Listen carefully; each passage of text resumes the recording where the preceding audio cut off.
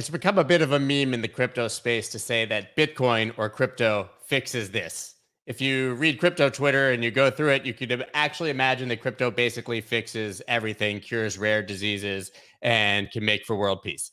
Now, we know that it doesn't literally fix everything, but there are some great thinkers in this space who are always thinking about the future and what's possible in each category of crypto: NFTs, Metaverse, DeFi, Bitcoin. What are the true possibilities? What is the grandest vision? Well, today I have Jeff Garzik, one of my favorites, the co-founder of Block. You guys have heard him on here before. We had an incredible chat at Consensus. His partner, Matthew Rozak, was supposed to join as well, but had to cancel last minute, which gives me more time with Jeff. So we're going to talk about all those things and then go into all of the news. Not very much of it is good towards the end of the stream and look at a few charts. You guys definitely don't want to miss this one. It's going to be epic. Let's go. Let's go.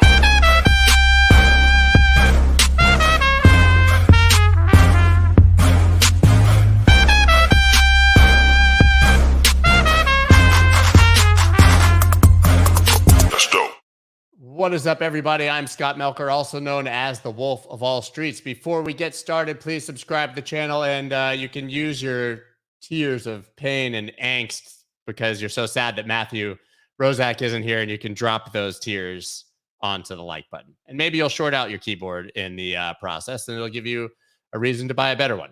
Everyone's looking for a reason to upgrade their technology, especially today's guest, Jeff. If you didn't see our conversation from Consensus, when I do those live conversations, as Jeff can sort of attest to, I do about 10, 11, 12 of them in a day. We literally just sit down and start talking. There's very little of an agenda. The guest has no idea what's going to happen. Well, this one went all over the place, from space to crypto and everything in between. It was really one of my favorite conversations. So I'm really, really excited. Even though we won't have the roundtable to have him back today, I'm going to go ahead and bring him on right now. Jeff, how are you, man? Thank you for being here. Hey, thanks for having me on, Scott. You're not wearing as cool of a hat today, but so listen, obviously, I did think about wearing the hat for the podcast. So, my bad. No, it's good. It's good. You gotta keep them guessing for sure, especially with your with our high fashion that we all have in this crypto space, right? So as I sort of went through in the intro, we have this idea that crypto can fix everything, right? But talking to you and talking to Matthew as well, I think you guys are kind of playing 4D chess while the rest of us are playing checkers, and have much more of a 5-year, 10-year, 20-year vision of what's possible in this space. I guess we should just start with the basics. Actually, I'm going to start with this. What things are we talking about that crypto fixes that it just literally doesn't, and we don't need blockchains for? Or are there any? You start me off with a tough question. I would say, humanity's faults, going kind of Buddha and philosophically and stuff like that. Whenever I get into a room and talk about, let's put lettuce on a blockchain, or, this or that, it usually comes down to, it's not a tech problem that tech can fix. You're trying to talk about a human problem, and those have been around for thousands of years, way before computers, way before blockchain. And it always comes down to people working with people. And, I love humanity. Humanity is humanity. And that's always going to be the part that tech can't solve. Interestingly, though, you talk about humanity will always be humanity. That's certainly true in financial markets. So it kind of is like this infinite regress, because even Bitcoin, all the problems it solves, it's still being used by humans, right? So you have this endless problem where we basically take something that's maybe seemingly perfect and we find ways to destroy it. Like, I don't know, rebuilding the 2008 financial system in crypto, but with inferior rails. Oh, absolutely. That's kind of been the story of the Celsius 3AC recent stuff, which is, being a crypto lifer. I think that that hurts crypto reputation as a whole.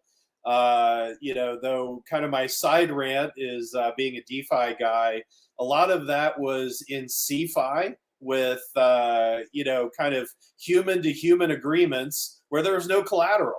And DeFi requires blockchain proof of collateral, which is 180 degrees different. So it was, to me, a stark reminder of how if you go off blockchain and just back into total YOLO trust, it's going to come and bite you in the butt in a couple of years.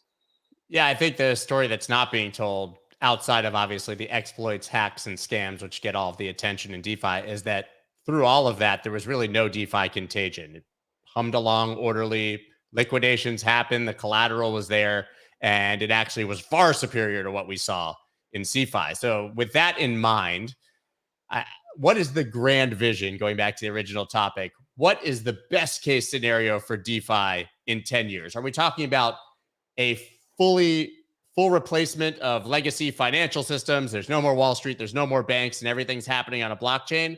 Or are we talking about a parallel rail? I mean, what's really the most that we can expect?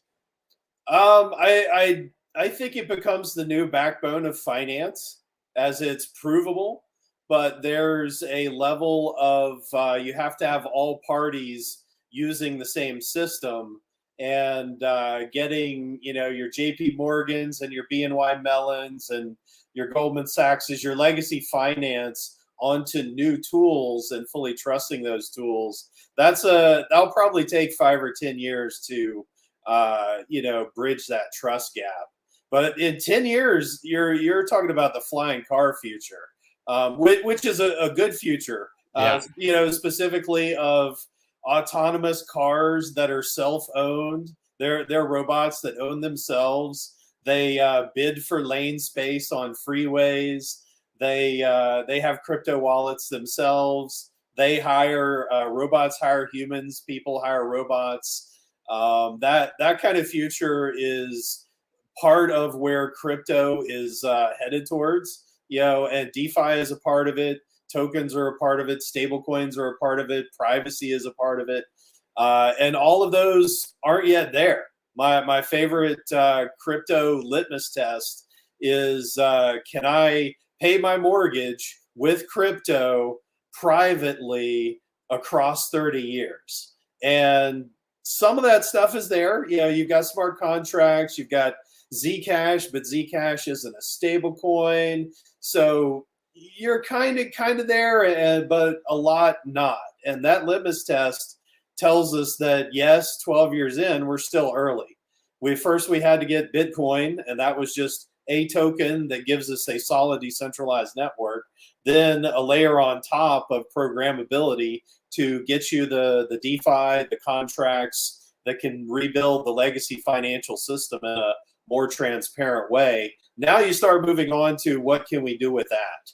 And each one realistically comes with a painful Darwinian cycle of, we had, crypto libertarians had all these wonderful visions of the future, and where everybody's going to be hyper Bitcoinized and nobody uses any other currency. And then kind of those crash on the shores of reality, which is not disabusing those notions. It's just bringing them back down to earth. It's not saying they're wrong. It's just saying, let's bring the fiction back down to reality. And that takes decades. So a decade in, we're still at step 2, is we just barely started on DeFi, just barely started on programmability. And that journey towards replacing the financial system, it will be way slower than any VC ever hopes. VCs want, I want to see growth in, 12x growth in 12 months. I want to see 24x growth in, 18 months. That's just not going to happen when you're fundamentally rebuilding the layers that people have used for thousands of years. And if it does happen, it's not going to be sustainable. So actually, I think as an industry, you don't want to see it as much as the VCs probably do. You talk about obviously sort of having the base layer, obviously, which was Bitcoin, and you alluded to sort of the libertarian maximalists and their view that Bitcoin is everything, will be the global financial system, and basically nothing else needs to be built. But there is a real effort to make Bitcoin via, other platforms, layer 2s, more programmable. Do you think that that is a worthy effort to try to build DeFi on Bitcoin, or do you think that other blockchains are superior and that's the direction it will head? It's a trap.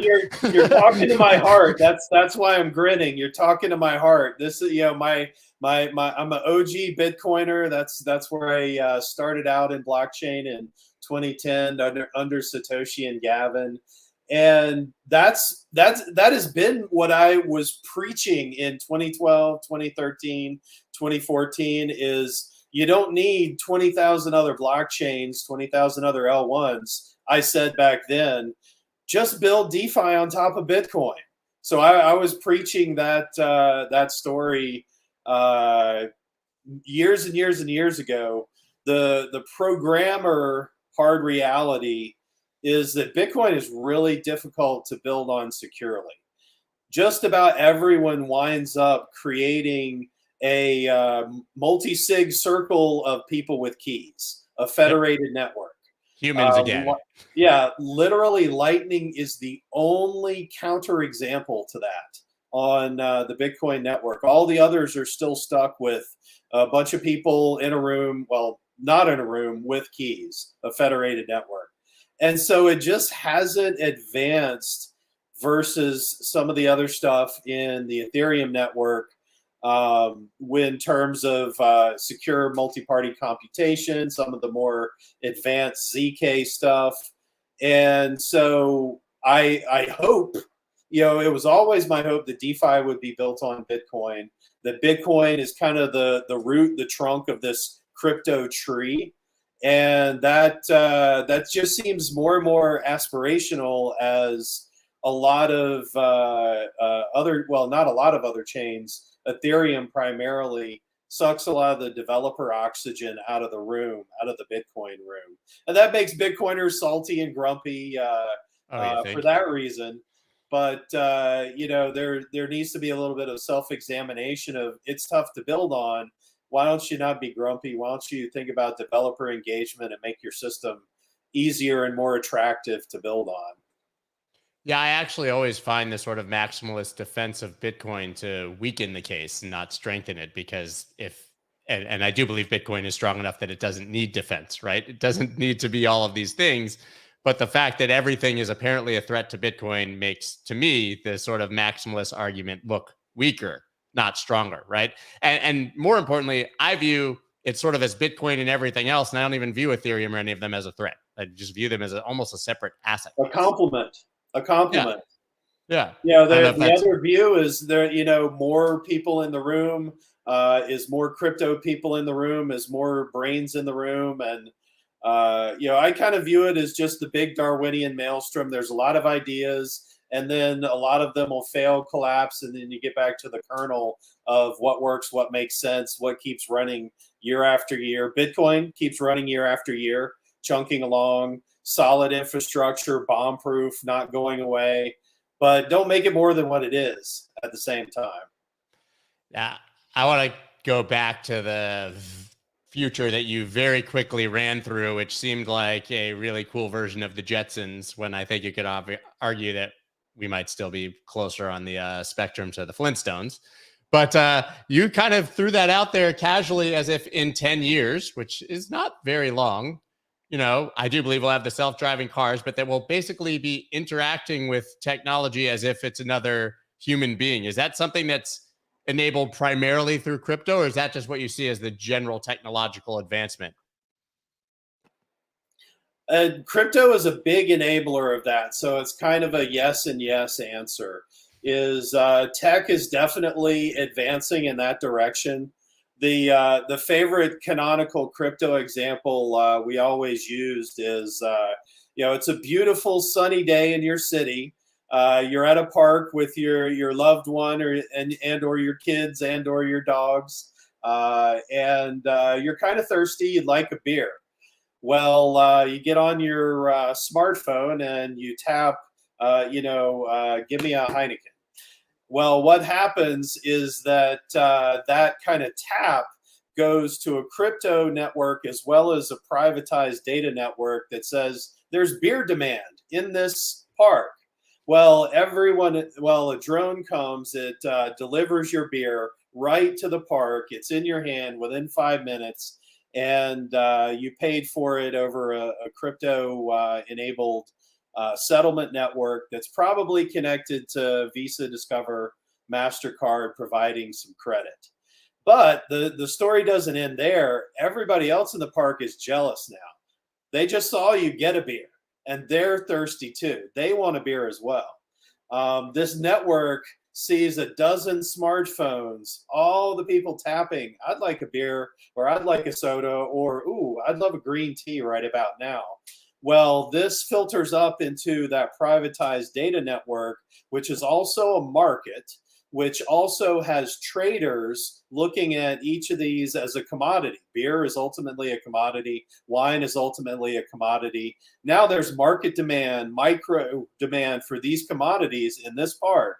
So a enterprising robot bids to drop a Coke machine or a beer vending machine from a drone right in the middle of the park and satisfy everyone all at once. So all of this automate, that's payments. If you look under the hood in my science fiction story, that's payments, that's wireless communications, that's privacy, because you don't want people to know, like, Jeff Garzik's salary is this, and that's why he can afford the beer. You just want to know a random dude bought a beer. You've got privacy in markets. You've got the security, transparency in the markets, and the trust that all of those links in the chain will actually be fulfilled. Each one of those steps and techs is leveled up by crypto technology. So it's literally, going back to my first days in Bitcoin, I saw that first Slashdot post in July of 2010, Bitcoin, a decentralized currency. I clicked on that because of science fiction. I clicked on that because I knew from reading science fiction that there were going to be decentralized currencies, and it just so happened that was the one. Yeah, I know we're both fans of Neil Stephenson, which we said, because I interviewed him right before you came in that day. And a lot of, obviously, the ideas that we have sort of now resonate back to his early works, including, of course, the metaverse. Now, what you're talking about right now is a real future in the actual world, right? Where I'll be sitting in a park. But where does the metaverse play into that? Because a lot of people, I think, have the vision that in 10 years, you'll be doing that all in a metaverse, and you won't even be sitting in the park. You'll just be sitting with your wearables, with your family who's in a completely different country, or maybe on Mars, I don't know, and sharing that experience, sort of virtually. Yeah, I think Ready Player One has done the best visualization of the metaverse so far. Metaverse comes from universe, and you're not going to just have one universe. You're not just going to have one Decentraland or one Second Life. You're going to, just like the Web 2 vision of anybody can host a website, it's the vision of the open source decentralized metaverse is anybody can host a universe. And if you want to have a world where everyone plays golf, or a world where everyone listens to heavy metal concerts nonstop, I'm just making up some stuff from the Ready Player One pantheon. The metaverse is that world of worlds of the next frontier of creativity. We all kind of grew up in what some people call flatland, which is we grew up in the world of books. We grew up in the world of flat TV screens, and all of our creators create content towards that. Well, now it's 3D. And so all of the creators literally have a new dimension to work with. And to me, that's kind of the promise of the metaverse. So you can only be limited by what your imagination is in terms of both entertainment, which is where most people's minds go first, but also working life. Some of the more practical examples of this involve stuff like Boeing airplanes, of all things, super complex machines where you can go through a virtual environment to train. Oh, here's where the literally miles of wires go. It goes out to this wing and out to this pod, and this is why. And now I can do a Tom Cruise reality swipe, remove 3 layers of hydraulic piping, and I can see that's where that plane's fuel tank is. So there are really practical uses to the metaverse when it comes to levels of detail, bringing on levels of detail, disappearing levels of detail. I think that'll really introduce new ways of working. And again, all of this is backed by inevitably money and transactions of money, either between businesses, between entities, between robots, and or ownership of data packets, and where that ownership is, how private that data is. And those facets are all crypto blockchain territory in full. And so, you talk about, it's easy to talk about and visualize a Boeing 747 aircraft mechanic wearing VR goggles and doing something really cool. But there's definitely crypto under the hood as plumbing. And to me, that's kind of where it belongs. Is the user experience, whatever it is, should always hide the crypto. It should be background. It should be plumbing. I should never hear the acronym NFT, never hear the word blockchain when I'm going through a product, even if it's powered by blockchain or powered by NFTs. That's interesting, because I think one of the most exciting sort of facets of the crypto space obviously has been NFTs, which are very, very early. And I would imagine you as well, when you first heard about NFTs in 2000, I don't even know when you did. For me, it was like 2017, 2018. It had nothing to do with profile pictures and cartoons and art, right? It was about transferring my mortgage or my car title and things like that. And all the things that you could basically put on a blockchain with direct transfer without that predatory third party in between. But you talk about getting rid of the term NFT completely. How do we make the transition from, I would argue, the nonsense that we're seeing right now, but it's early in the NFT space, to the real utility, and then to eventually it becoming the underlying technology that you're not thinking about, as you sort of alluded to? Yeah, it's really, just like fungible crypto tokens. That was the yin and the yang. That was NFTs. The technology really completed that picture of, I don't know, I'm kind of getting into super abstract programmer thinking here. If you want to do just about anything, you either need fungibility or non-fungibility. You need one of the two. And so now we have both. And those were the two programmer building blocks that were needed. I think you made the excellent point, intentionally or unintentionally, that I think the first use cases were kind of plebeian, a little bit unimaginative or obvious, and they also were not really digitally native. It's still tough to sell anybody on, here's an NFT. And this represents my house. I just lost my crypto wallet, so I just lost my house. Those kind of risk factors where you're transporting something literally from the meat space world into digital and trying to fit a square peg into a round hole, they aren't the best fit. And so I think what you saw now with digital art, digital collectibles, tickets, things of that nature, is NFTs are starting to find their use cases. And just like the 2017 ICO cycle, you had to have a lot of people doing a lot of nutty, useless, naive, or hypey, scammy type stuff.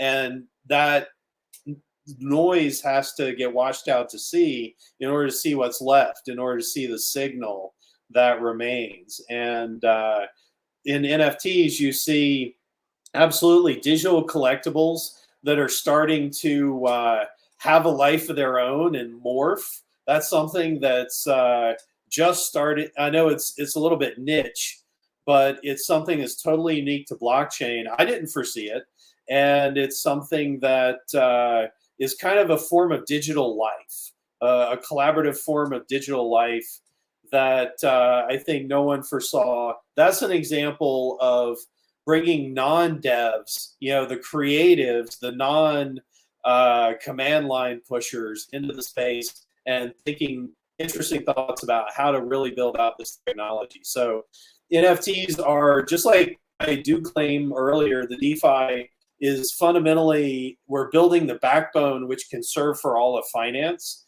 still tweaking, tuning, burning out the bugs, etc. But the framework, the backbone is there. Similarly with NFTs, that gives you the framework, the backbone, the plumbing for digital baseball cards, digital ticketing, badges, attestations of I got my DMV stamp. All of those are very real world, very applicable. And I think that's not even the exciting part. That's the what you can do with it. And then I want to see kind of the fifth turning, the sixth turning of here's where artists decided to morph my my DMV ID into this, that, and the other because of my driving behavior. And now insurance companies are deciding who is a good candidate based on how pretty their morphing is. I think that first I have to say that in the last 2 weeks, I've heard the term meat space more than the rest of my life. It's become my single favorite term. For anybody who don't know, yeah, it's just anything in the physical world. It's the meat space, right? But it's such an incredible term. This future that you're describing, does Bitcoin fit into it? Or does Bitcoin get left behind? Because it seems like Bitcoin, maybe, and its brilliance obviously is its simplicity, but that most of this would be built elsewhere. What would Bitcoin's role be in this future you're describing? I think Bitcoin, and so far, caveat, anything's possible in the future, but it really continues to be, I feel, the bedrock, the economic bedrock of the crypto system. Is if you're literally on Wall Street and you're a regulated institution and you're getting into crypto, the one with the most regulatory clarity is Bitcoin. The one with the most financial derivatives, the one with the most custody options, the one with the most kind of guardrails around it, that sort of thing is Bitcoin. So when I talk about infrastructure, I don't necessarily mean servers in a data center somewhere, but all of that regulatory buildup and precedent and ancillary businesses supporting it. So it's still kind of the settlement layer for crypto, the bedrock, the most bomb-proof option on the market.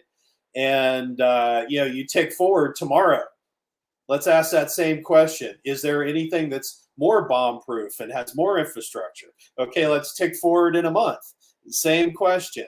So it has this network effect momentum that keeps it the king. But at the same time, very specifically, I do some direct aid stuff to some folks in Ukraine where I collect cryptocurrency, either stablecoin, ETH, or BTC, and send it to some folks in Poland, and they buy stuff like vests, gloves, helmets, optics, and they get that to Ukrainian soldiers literally on the battlefield. Well, I received some donations in BTC and ETH, and then literally 24 hours later, the bear market slapped me in the face. And I had like 20% less funding for the soldiers in the field. And so just from a hard numbers, dollars reality standpoint, a volatile currency is tough for anybody to write contracts in and keep primary savings in. Nobody rational wants to stomach 20% drops in their primary savings or even their payment account. Who wants a 0% or a 1% drop in their payment account for their daily payments?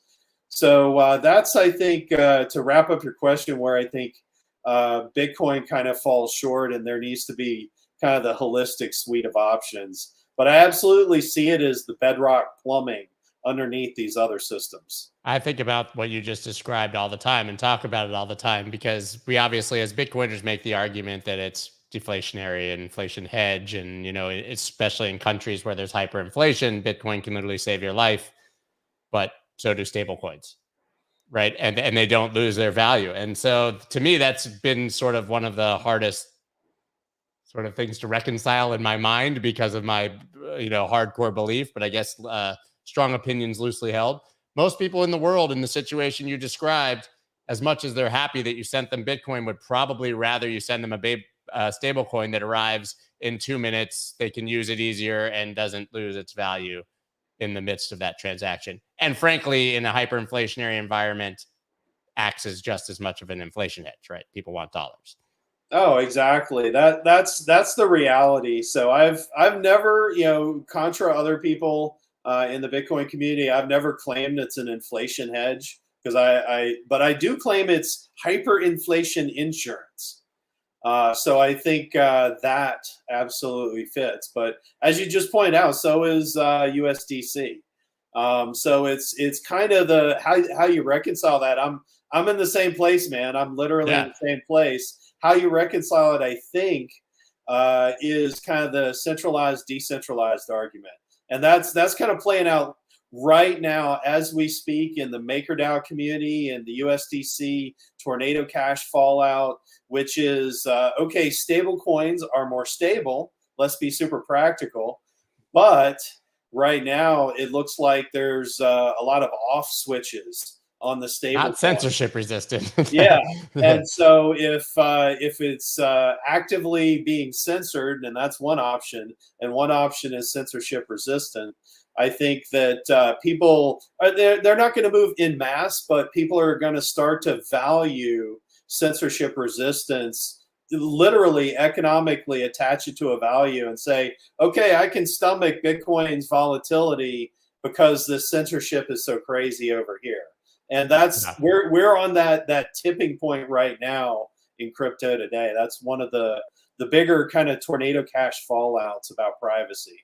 Yeah, I think for me, one of the sort of differentiators when I think about it is obviously low time preference versus high time preference, right? If you need your money now and you're in a country, you want dollars. But if you're trying to find a way to save and potentially store value for the next 20, 30, or 40 years, you'd rather own Bitcoin. And so maybe it's just the general Bitcoin versus fiat argument that sort of separates them in that situation. But I have had sort of to do some mental gymnastics to get myself there to some degree. My next question is an obvious one, and that's what will be the currency on Mars? To me, it's got to be a cryptocurrency. I don't think it's a stable coin. Please, God, don't let it be Doge. Because good old Elon Musk has a real shot at being one of the first people to drop a computer or two on Mars. The audience may or may not know, but through Space Chain, I put a module on the International Space Station, literally an ETH node on the International Space Station. Earlier we had Bitcoin, and if people remember this one, quantum nodes orbiting in low Earth orbit from years ago. So we've already said, hey, we want to extend Bitcoin and ETH out into space. So I'm going to stick to that. Yeah, I mean, you guys are literally involved in doing this, correct? I mean, Correct. Block and you independently. Can you talk about sort of the space race and what that looks like at this point? I think a lot of people still see Mars as sort of this wild dream, but it's a reality. Yeah, it's to me, someone who crunches economics and spreadsheets day in and day out fundamentally. I see it as a ground shift in the economics of rocketry that changes everything. One of the tiny micro moments that changed everything in space was Elon Musk posted the price of a Falcon 1 rocket launch to space on the SpaceX website. Prior to that, it was government contractors, cigar smoking in the back room, negotiating billions of dollars for one rocket launch. Well, what Elon did was he introduced market competition, free markets, Adam Smith, the basics that were absent from that market for so long. That created the commercial space industry, that one singular moment. Now there's Jeff Bezos, Elon Musk, Peter down in New Zealand with Rocket Lab and several others competing to lift stuff out of Earth's gravity. Competition, free markets brings costs down, not just like by half, literally 1,000 times cheaper than 10 years ago to send an iPhone to space or a laptop to space or something like that. And when things get 100 times cheaper, 1,000 times cheaper, businesses become possible that were no longer possible before. A Y Combinator startup could raise $250,000 and send a satellite to space today. And that was, there was no chance that they could raise, 10 years ago, they'd have to raise $100 million and might not even get to space. It's changed that quickly. And so the answer to your question of, it's not science fiction anymore because economics. It's not science fiction anymore because rocket costs have come down to the point where very soon the cost of a first-class ticket to Europe is going to be the cost of a first-class ticket to low Earth orbit. It's $5,000-$10,000 US, something like that, which obviously means the next step, Moon and Mars, are much, much, much cheaper. It's in the realm of, I know there's a lot of money, tens or hundreds of millions of dollars, but 10 years ago, again, it would have been tens of billions of dollars. So when costs come down so much, amazing dreams like let's my wife and I retire on Mars is literally what my wife and I are talking about. Yeah, I mean, it's we talk about inflation all the time. I love Jeff Booth, obviously, in his book, The Price of Tomorrow. But what you just described is the natural forces of deflation caused by technology, which make the future possible. I mean, I can't tell you how many times I've joked about my first Commodore 64 that my dad brought home. That was, God knows how many thousands of dollars and could literally do nothing. I mean, that same level of compute now is probably tens of thousands of times cheaper. It is. That's just the personal computer in my lifetime when technology wasn't as exponential. It was a huge family expense when as a child, I got a 386 with 120 meg hard drive. That I remember it cost like $2,000, like $2,200, and that was a lot of money for a That's young. Not adjusted for inflation. That's a $20,000 computer now. That's $20,000 computer now. Yeah. Yeah, it's pretty. Yeah, someone in the comments is saying, "Hey, the Commodore 64 could do everything." If everything you mean print shop and super pixelated games, then yes, I could crush Space Invaders on that thing. But that was probably about the extent of it. So, listen, any final thoughts before I let you go? Anything we might be missing? Anything we should be excited about? Because I think obviously there's just been a dampening of enthusiasm with the bear market, as happens every single time. Doesn't change my sort of conviction. Certainly changed my conviction in CeFi or a lot of things being built, but has not changed my conviction in Bitcoin or the future. Has this dampened anything for you at all, or is everything still on the same trajectory? What are we missing here? Yeah, I mean, I'm still a crypto lifer. It's still on my planned trajectory, which, like I mentioned earlier, is always going to be slower and more frustrating than VCs want. But what crypto is doing is it's changing the entire world. What crypto is doing is it's creating multi-decade change throughout finance, art, real estate, real life. And how can you not want to be a part of, such a world-changing force? It is still 12 years in, very early days. The latest kind of metaphor I've been inventing is we're 2 weeks into the invention of gunpowder. There's still plenty of people that are blowing themselves up, plenty of people doing really naive stuff, but there's also plenty of people that are doing, world-changing innovation with this new gunpowder. But to drop the metaphor for a second and just look future-wise, I see DeFi, NFTs, Metaverse, all of that is kind of starting to fuse together, which is really, really interesting. where you'll see, in the metaverse, there'll be some finance, some NFTs. You'll engage in a kind of AR rather than VR kind of perspective, where it's there's some reality bleeding in. Maybe it's you're goggling into a real world lecture, or you're using AR in the real world to add a new layer onto reality. And all of that's going to be wired in through cryptocurrency networks, privacy networks. I think privacy is the other kind of big frontier that that we're all challenged with. Tornado Cash really brought it to the fore again.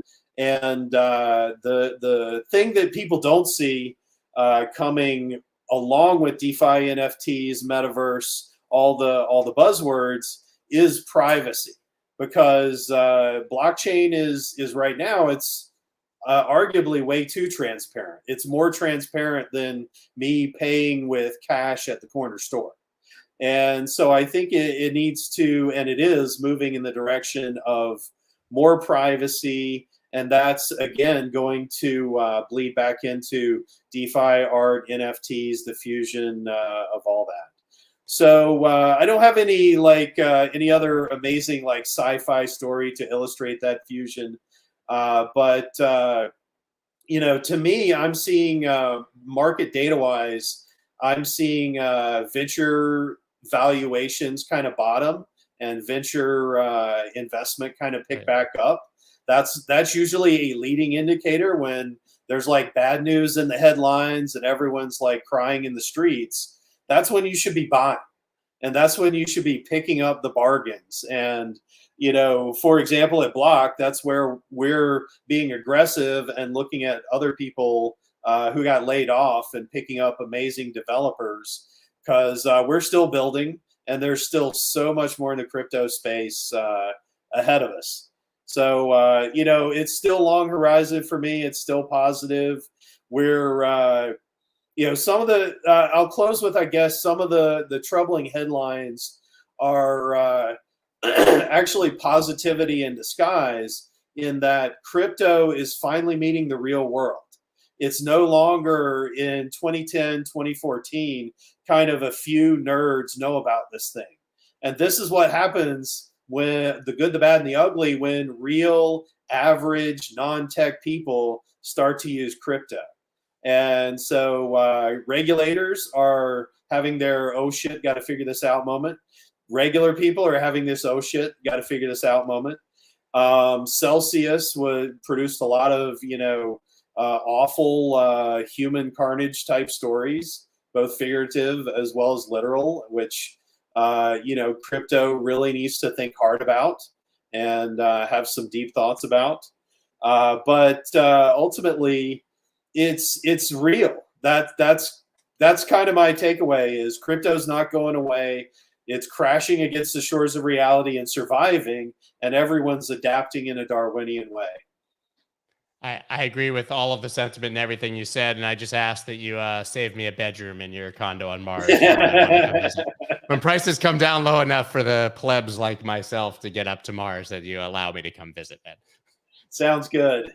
Jeff, thank you so much. I always love talking to you. I love the vision and the future that you present, because I think people, I can even see it in the comments, they think we're all nuts, but you've been here a while. And I think that you probably understand it better than most of us. Thanks once again. I'm looking forward to having you back, and we'll do this with Matthew again in the future. Thanks so much, Scott. Have a great one. And I love that guy. Absolutely awesome. You guys should, first of all, follow him. I think it's Jay Garzik on Twitter. I'll have to clarify that by the end. We usually tag them. Let me look. I've got it. Yeah, Jay Garzik. Look into his history. Extremely impressive. The accolades are endless, and he'll literally be on Mars. You guys think we're joking, and he's going to be laughing from Mars, right? So now, after that amazing conversation, you guys may notice a lot of you joking. I changed the background to red because everybody was saying they were bored with my purple, and by everybody I mean my wife, whose opinion matters more than any of yours. She didn't really tell me to change it, but today was like a day where we started looking at the news. And we were like, wow, shit, a lot of bad news. So red to inspire that. Yeah, Mars is also red. Mars is also red. It's a J Garzik, Jgarzik. J Garzik. And that conversation that we just had probably on Sunday, we will print it as audio. We didn't think it was going to happen today, so we put up another podcast with David Chom. Speaking of, that's the guy who basically created digital currency long before Satoshi. If you guys want to see a legend who was far ahead of his time, this guy was doing this in the 80s and 90s, is the podcast that's being printed today. You guys are telling me it's fuchsia. Whatever, man. Whatever. Market is fuchsia. Red is a bit triggering, to be quite honest. So anyways, guys, we're going to blaze through the news right now because it's fun. Maybe it won't be fun. BOFA. That's the Bank of America. Crypto buying momentum fades as investors weigh bear market bounce recession risk. Basically, the gist of this story is that yet another bank, we've had JP Morgan the last few days weigh in, Morgan Stanley weighed in, Goldman weighed in, now we have Bank of America weighing in. And they're all saying the same thing. And in this case, I can't say that they're necessarily wrong. I think we all just saw across markets, certainly with the stock market, that we had a nice bear market rally. And as I've been saying, it was too early to call it anything but that. There's no signals of a renewed bull market. We see these massive bear market bounces all the time. In fact, the Dow Jones got back to within 7% of the all-time high before this recent drop. And that's something that we saw in past bear markets as well. These massive dead cat bounces, call them a bull trap, basically whatever you want to call it. Not saying that's what this necessarily will end up being, but right now that's what it looks like. And they're saying basically that that's bad news for risk assets. Obvious, something we've been seeing over and over again, and hard to argue that crypto is going to outperform in the current environment. So that's bad news number one. Bad news number two, U.S. sought records of Binance CEO for crypto money laundering probe. Now, this isn't as bad news as it seems, because if you scroll down here, I'll have to find it now, but this is from December of 2020. People reporting it because it's just now come to the forefront, but it's been almost 2 years since these requisitions. We've all followed along closely as Binance has struggled to basically pull back and get in line with regulators. You know, he made a great point, CZ, long ago when people asked why they were having all this regulatory trouble. And he likened what Binance was doing to the invention of the automobile, right? Said, listen, you invented the car, you put a bunch of people out there with these things that were basically hand grenades on wheels, right? There was no regulation around it, no safety precautions. You didn't need a seatbelt. And as cars proliferated, that's when all the regulators caught up and started to regulate. But that didn't mean it was illegal to have owned a car 10 years before that didn't have a seatbelt, right? Binance basically said there was nothing in place. We built what we were building. We offered a product that allows us to control basically half of the crypto market that there was high demand for and people loved. And now we're getting in line with regulators because they didn't have anything in place and we weren't going to stop, right? So a lot of this now, they're saying, obviously, they're going back to look and see if there was money laundering happening on Binance. I don't have any intimate knowledge of it, but my gut says, yeah, obviously, right? If it was a few years ago and you're looking to money launder some money, throw it through the wash, you would go to a crypto exchange, not exclusive to Binance, and start flipping things around because that's where regulators and stuff weren't looking. So regulators, all of them obviously are now chasing their tail, coming up from behind, trying to figure out what was happening then. And some of that has to do with requisitioning CZ's actual private conversations to see, of course, if they were knowledgeable of what was happening or not. Now, you guys know I'm very good friends with Charlie Shrem. He went to jail. I'm not saying this would happen at all. It's not what's going to happen. I don't think at all. But Charlie Shrem basically went to jail because, you know, his exchange was allowing money laundering, and there were emails that proved that he was aware that it was happening. Now, listen, he believed that being a libertarian and free markets and that people should be able to transact and that the technology is agnostic, which I believe, right? All technology can be used for criminal intent. And Charlie went to jail basically for everyone. And so, you know, this is yet another case of something similar, but I think that, you know, Binance will probably come out smelling like roses at the end of this. Right. Exactly. As Tony says here, there's money laundering in real estate. Money laundering is nothing new. There's money laundering in literally everything. right? Cash is used for money laundering more than anything else. We all know that.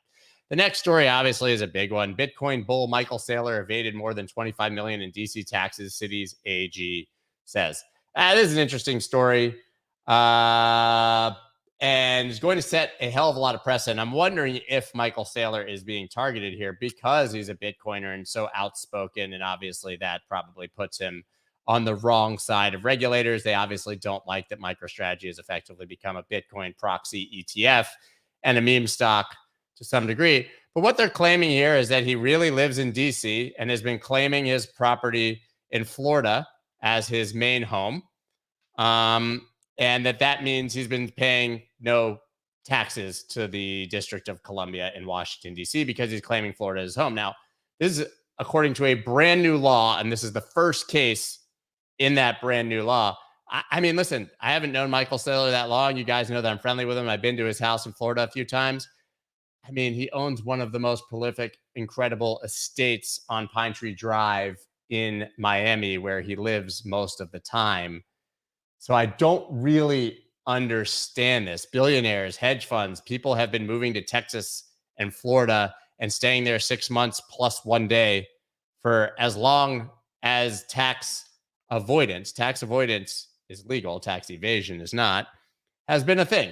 So they're basically claiming that his house in Georgetown is his main residence, and therefore he has owed all of these taxes. And they're even going so far as to say that MicroStrategy as a company aided and abetted this for 15 years. I think this is probably going to pan out as nonsense or a fine, something like that. Or worst, I guess, for him, he'll pay $25 million in back taxes, which just means not, fueling up one of his yachts for 7 days, and he'll move on with his life. So, yeah, I think that this will be interesting to play out, but it has literally nothing to do with crypto, and will probably be a big nothing burger in the very near future. Crypto.com pulls plug on 495 million Champions League sponsorship deal. Report, did anyone turn up those red lights in the back? Just make them a little more red. Yeah. But basically what happened here, we've seen Crypto.com. Obviously, they did like a $700 million deal with the Staples Center. Now the Crypto.com arena in Los Angeles. They've thrown, I think, $150 million at Formula One sponsorships. They're like DJ Khaled and Lil Wayne in the club. I mean, these dudes are just making it rain. And they were trying to replace Gazprom. Obviously, UEFA, the Champions League, main sponsor was Gazprom, the Russian fuel company, gas company. Well, they lost the right for that sponsorship when, I don't know, Russia invaded Ukraine. So Crypto.com stepped in with a $500 million check, but now, not because of crypto winter, they say, it's because of regulatory concerns in Europe prompted them to pull out. Specifically, UK, France, and Italy. Basically, their company can't even operate there, so it's not worth pushing this sponsorship into those companies. Interesting, because kind of the same for the arena in Los Angeles. Crypto.com, highly limited in the United States, like every other platform in the United States. Maybe they learned a lesson there, but it would have been nice to see Crypto.com as the main sponsor for the Champions League. Crypto lender Celsius faces another group of customers who want their money back. More than 60 of Celsius custodial account holders petitioned a bankruptcy court to force a crypto lender to send their funds back outside of the proceedings. Seems really logical, right? These are not people who gave Celsius any permission to loan their funds. They weren't earning yield. They were simply using Celsius as a safe custodian. But we all know that those funds were largely intermingled. There was no differentiation on the back end by Celsius, and therefore that money is gone with everyone else's. But I can see why they would have a clear case here to say, hey, take care of us first and worry about everyone else later, because they never gave any sort of even slight permission to allow this. Just another crazy story in this saga. What else we got? Beer with Bill Murray. NFT sells for $185K in ETH at charity auction. This is good news. This is fun. The NFT sold on Coinbase's NFT marketplace prompted a bidding war Wednesday in an effort to raise money for charity. This is a great charity situation, and you get to go drink with Bill Murray. You guys may recall Bill Murray's kind of a lunatic. He actually went around the country and slept on random people's couches that he met at bars. This guy does not give an F and just lives the YOLO life even in his older age. Well, now an NFT, you can pay $105K to go have a beer with him. That's awesome. Potential Ethereum hard fork token ETHPOW could trade around. You know, there's another one. I want to talk about this first. Crypto startup salaries. Here's how much devs and others get paid. If you're wondering how much people are getting paid in crypto, the answer is quite a lot. As Jeff sort of alluded to over at the block, they're hiring up all these devs now, but they're probably paying up. Some of them making $300,000 in base pay just for engineers, and well into the six-figure range for both technical and non-technical roles. Basically, a job in crypto pays six figures and can go way up from there, which means there's a hell of a lot of demand for people that can do these jobs. Now we're going to go into the market really quickly. Potential Ethereum hard fork token, ETHPOW, could trade around 1.5% of ETH price. Now, a lot of people know this is one of the big trades on Wall Street and beyond, is that people are expecting there to be a fork, which means you'll get some free tokens, and trying to take advantage of that basically by buying spot ETH. They'll get them and then shorting the futures, right, as a hedge. But obviously, that's a really interesting trade here. But what is that ETHPOW proof of work going to be worth? About $15 or about $18, which is a 1.5% of Ether price. How do we get that? Well, here, one way to gauge the potential value is to look at the difference between spot Ether and future prices, according to Paradigm, which focuses on over-the-counter trading. As of Wednesday, Ether September 30's expiry contracts listed on major exchanges traded at a discount of $18 to the spot price. We talked about this the other day. I went on a long rant about why Ethereum is in backwardation. It's exactly this reason. That indicates the market is expecting the ETH proof of work token to draw a price of at least $18 at inception. Here's the quote. We can infer how much the market estimates ETHPOW will be worth from simply looking at spot future basis, since spot equals proof of stake plus proof of work, while future is just proof of stake. So that's basically how they're extrapolating that number. And of course, to end it, Bitcoin and Ethereum both dropped roughly 8% over the past week. We all know, right? It was 25,000 not that long ago. I haven't even honestly taken a good look at the chart, but let's click right now. Bitcoin currently trading at 19,914. I'll just call it 20,000. Very little has changed here on the weekly chart. Now, I did pull up the Ichimoku cloud recently just to have another perspective. When you look at it on the weekly here, there's nothing good to see. Right? You've got the Kijun up here, the Tenkan up here, which is turned down, and you have a green cloud is actually positive, green cloud, and we already now see a twist to red, which is viewed as a very negative signal. If Bitcoin were going to break above that 38,000 level, this twist where there's the thinnest resistance would be the area I'd be looking for. That's in February of 2023. Look at the daily Ichimoku cloud. I pointed this out to you guys, and why I really believe that this recent move up to like 22 was going to find a hell of a lot of resistance. Well, look at all the resistance there at the Kijun. That's the longer moving average. And we have a potential bearish cross now of the Tenkan down to the Kijun. If price continues down, you would see that blue line passing below that brown line. Well, that's actually when you're below the cloud, we're below all these resistance. If you see that bear cross, that would be a sign to go short, even at these levels. If you see a bear cross above the cloud, it's a signal to close your longs. But when it happens below, go short. It has not happened yet. Don't need to worry about it for the moment. But all you can see when you look at the Ichi cloud, of course, is resistance. Let's take a very quick look at Ethereum. Losing the 50 MA here on the 4 hour, not really a big deal. Let's take a look very quickly at the daily. I mean, listen, we had that ascending triangle trade and the breakdown of this inverse head and shoulders. But you can see here the 50 MA now is the very strong resistance. I can't see getting remotely bullish on Ethereum yet unless you break above that. It's going up, so that is becoming a higher level that you would need to get there. Guys, that is all I've got for you today. We really zipped through it. Do you guys like the... Oh, I saw someone asking about Pelosi. I don't know you guys saw, but we obviously know that Pelosi bought a shit ton of NVIDIA stock. Her husband and her bought a shitload of NVIDIA stock ahead of the CHIP Act that she knew was coming and was a part of.